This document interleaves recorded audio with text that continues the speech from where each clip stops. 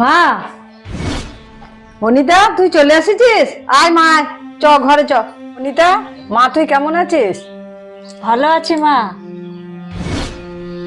এ কি তোমার হাতে সোনার চুড়িগুলো কই? আমার তো বয়স হয়েছে, তাই সোনার জিনিসগুলো আর পরতে ভালো লাগে না, তাই তোর বৌদির কাছে দিয়ে দিয়েছি। কিন্তু কেন মা? আমার তো বয়স হয়েছে, আর আমার কিছু মনে থাকে না।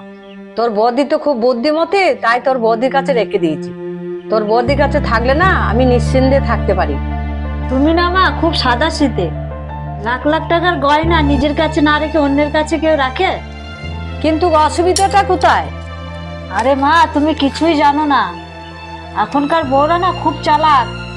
আমাদের পাড়ায় একটা বউ তার শাশুড়িকে ঠকিয়ে কত গয়না নিয়ে নিয়েছে।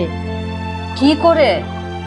তোমার মতন সাদাসিধে শাশুড়ি তার বৌমার কাছে গয়নাগুলো রেখে দিয়েছিল, আর যখনই দরকার পড়লো চাইতেই বললো আমি আর গয়না দিতে পারবো না। খুব খারাপ করেছে তো। মা, তোমার সমস্ত গয়না বৌদির কাছ থেকে ফেরত চেয়ে নাও, ভালো চাও তো। কি করে বলবো বল? আর ওই গয়না নিয়ে আমি কি করব?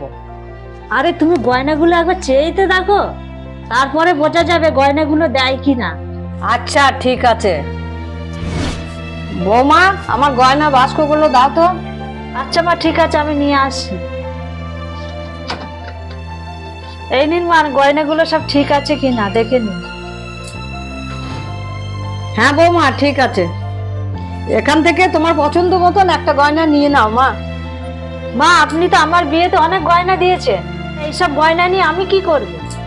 না, তোমাকে এখান থেকে একটা গয়না নিতেই হবে। মা, যেদিনকে তো আপনি এই গয়নাগুলো আমাকে রাখতে দিয়েছিলেন, সেদিনই আমার মূল্যবান গয়না আমি পেয়ে গেছি। কিন্তু বৌমা, এখানে তো সব গয়নাই আছে, তাহলে তুমি কোন গয়নাটা নিয়েছো? মা, আপনার বিশ্বাস, যেটা সব থেকে বড় মূল্যবান গয়না আমার কাছে।